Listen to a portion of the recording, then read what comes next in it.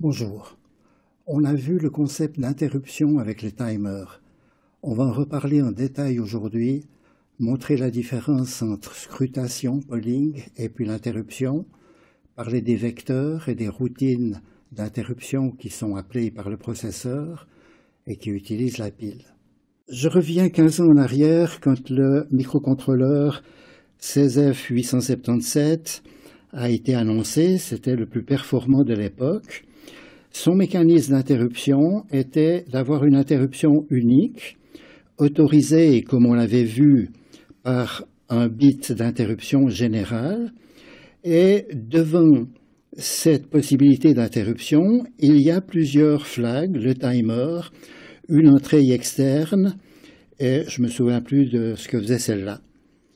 Et le 877, ça c'est ce qu'on avait dans la génération précédente, le 84, le 877 rajoutait toute une fonctionnalité avec des timers et chaque fois vous avez un timer supplémentaire avec son bit d'autorisation.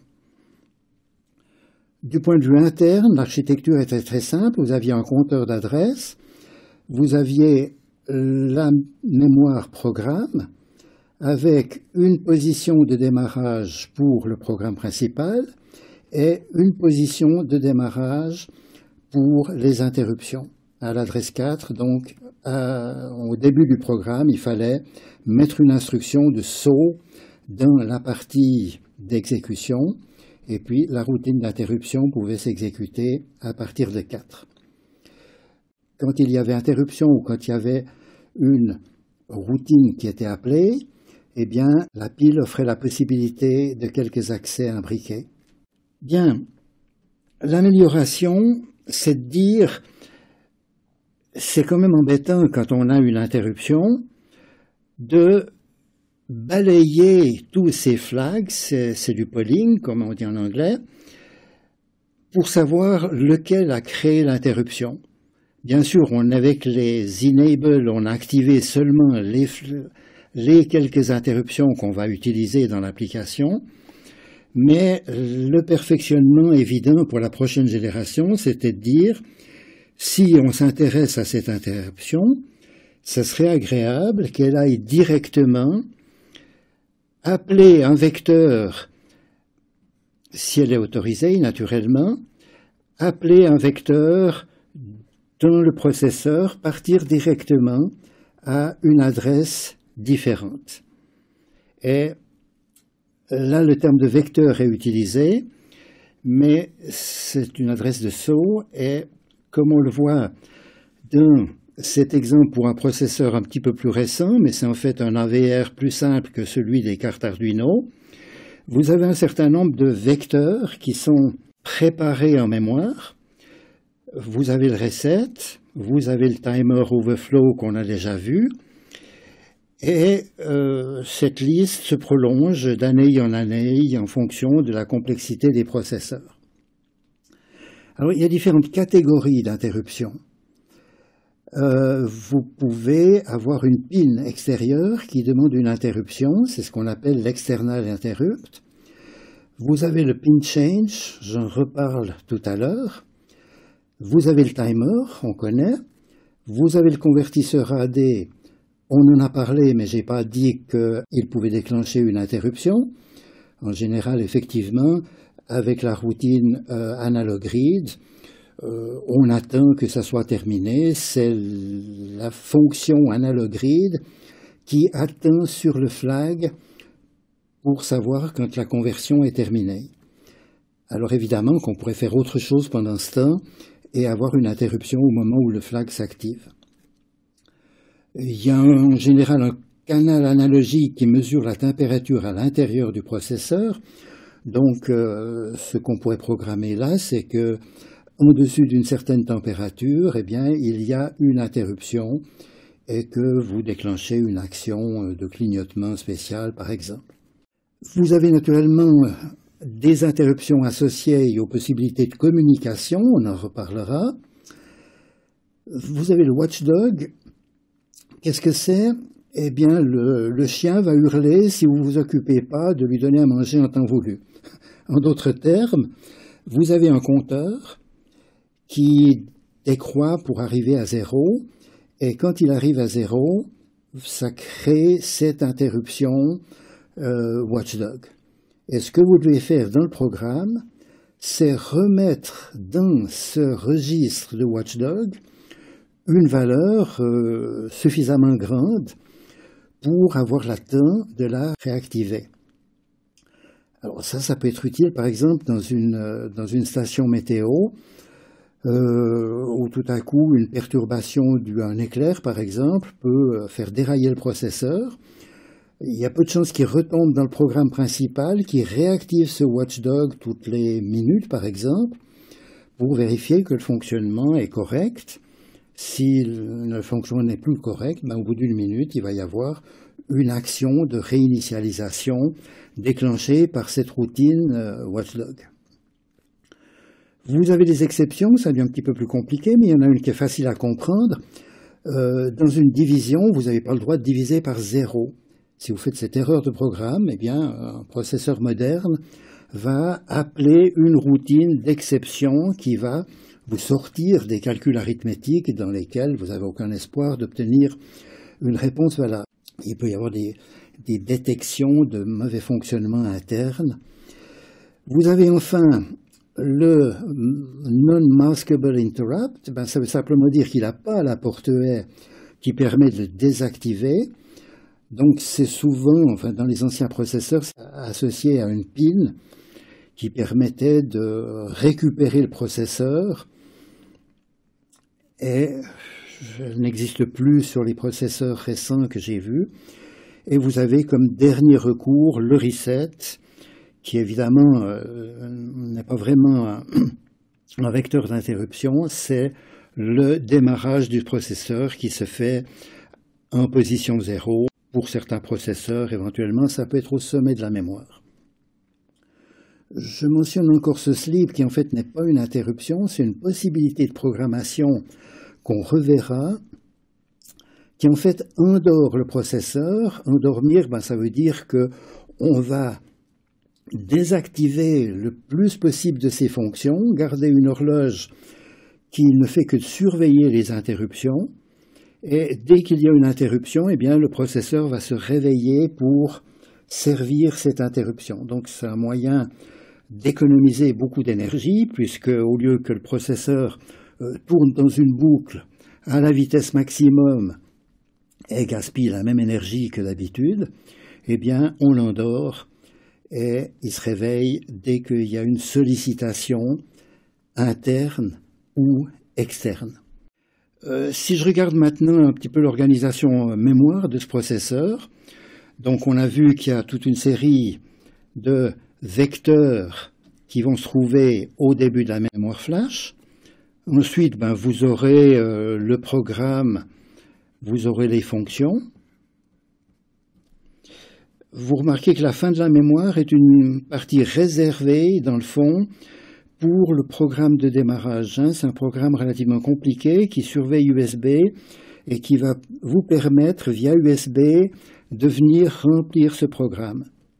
Alors c'est une zone protégée puisque naturellement, il ne faut pas que vous puissiez, en déclarant votre programme, venir intervenir dans cette zone. Bien, du côté de la mémoire vive, donc là on a vu que c'était une largeur de 16 bits, toutes les instructions sont 16 bits. Dans les processeurs 8 bits, eh bien, on prend 2 mots consécutifs. Là, c'est un processeur 8 bits parce que la mémoire de données est 8 bits, l'unité arithmétique est 8 bits. Et vous trouvez des registres de travail dans lesquels le calcul va se faire, tous les transferts importants vont se faire.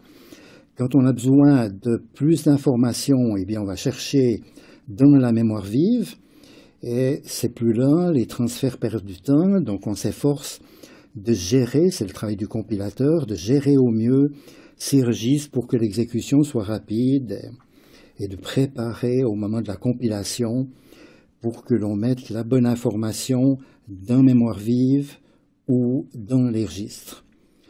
Vous avez ici les registres d'entrée-sortie, le timer, les ports, etc. 64 positions sont réservées pour ça. Et puis en plus de ça, on en a parlé, vous avez cette mémoire A-prom jusqu'à l'adresse 1FF.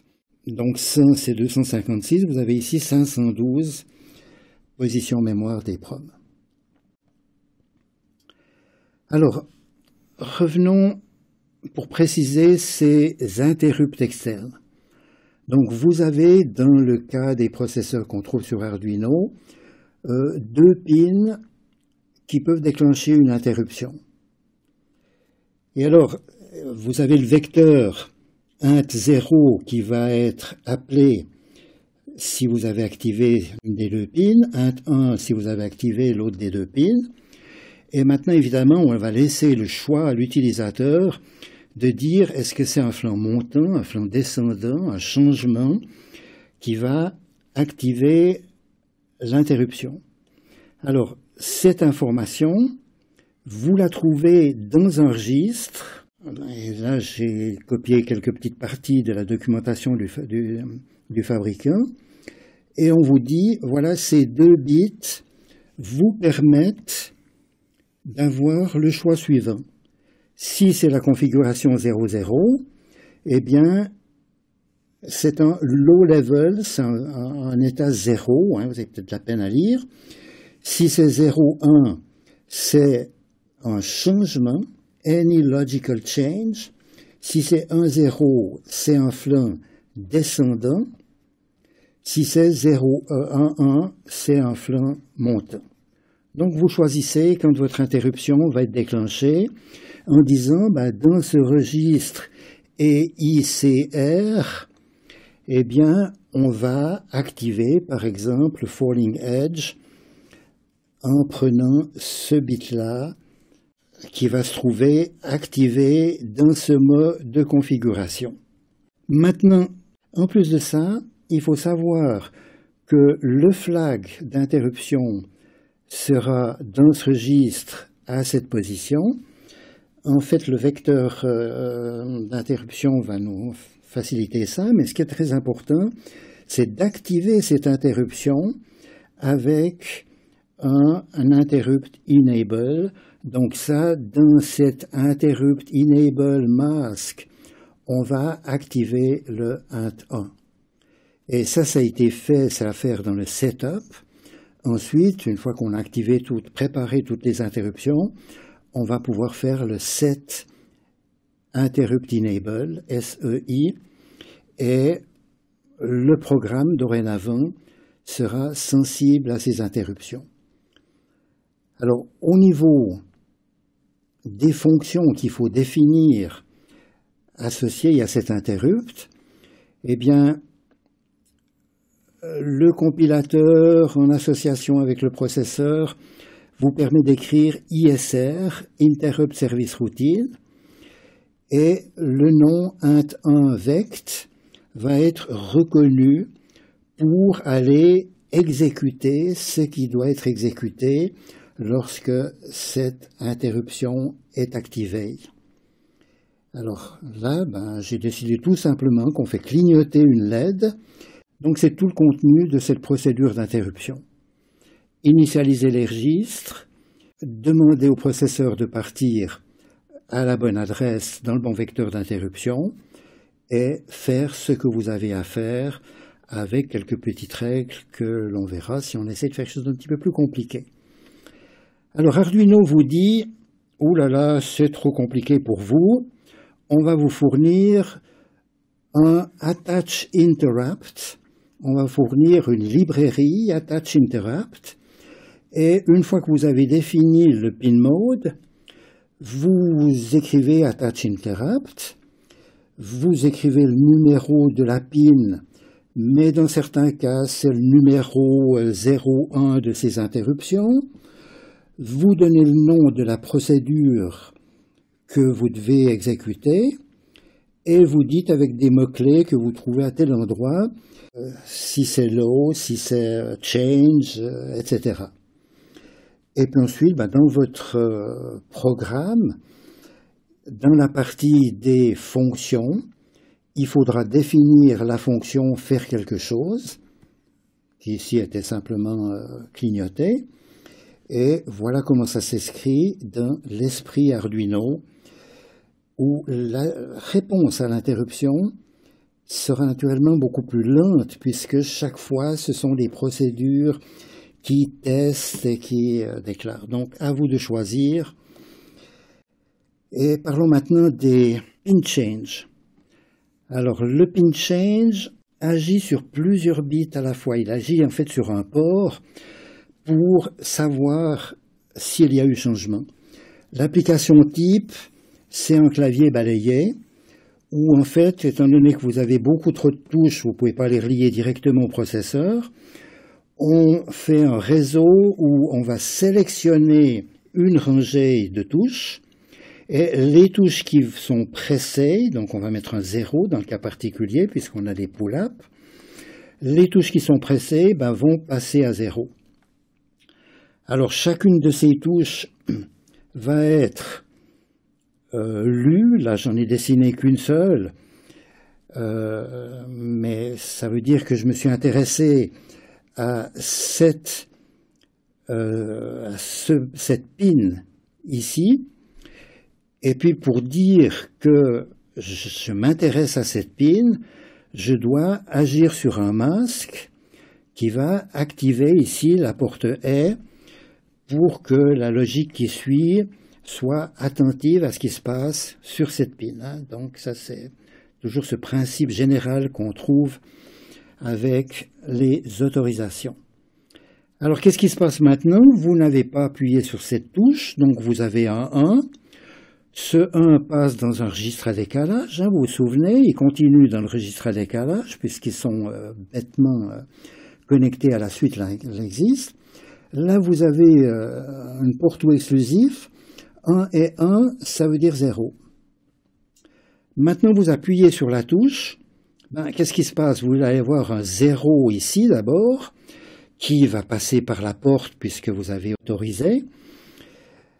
Ce 0 va être copié dans la première bascule, et attention, là maintenant, il y a toujours un 1 ici, j'ai un 0 là, donc la porte ou exclusive va passer à 1, donc le flag PCIF pin change in eFlag est activé.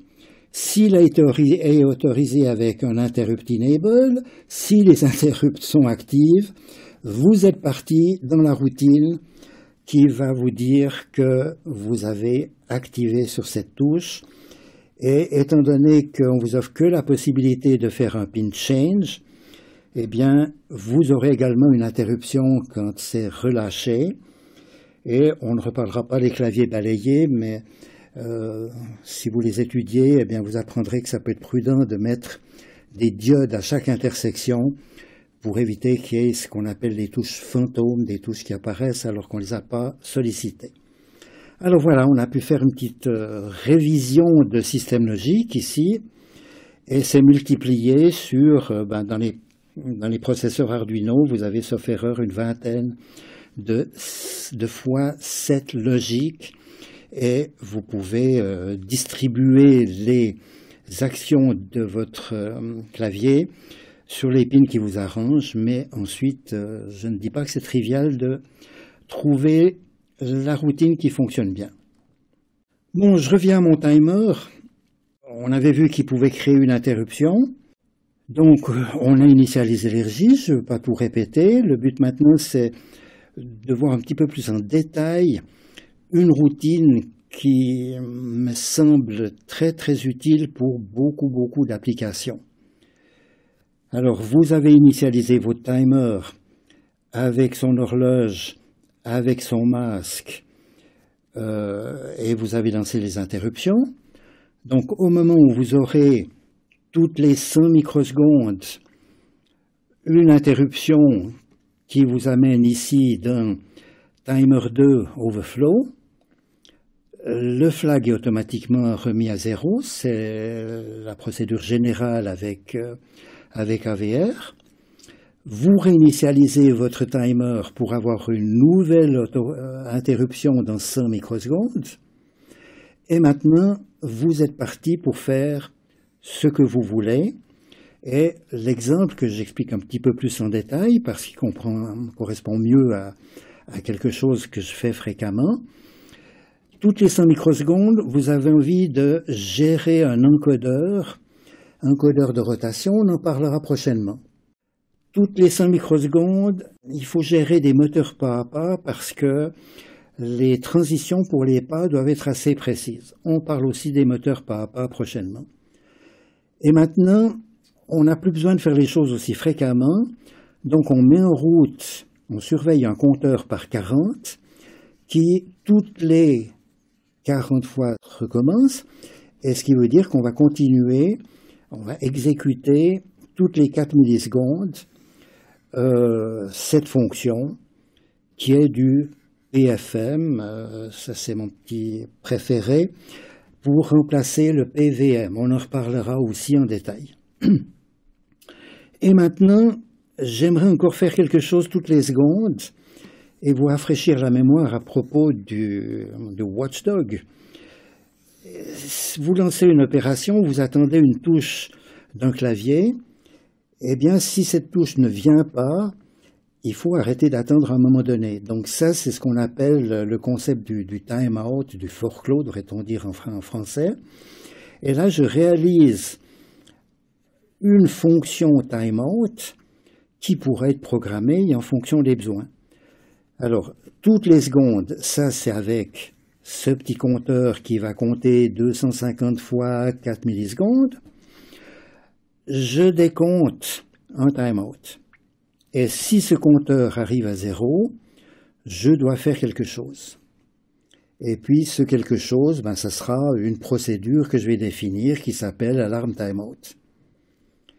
Et maintenant, je dois faire quelque chose puisque ici je vais sans arrêt passer à travers.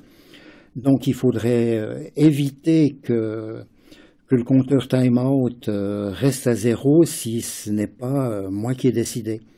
Donc c'est dans le programme principal qu'on va définir une valeur supérieure à 0.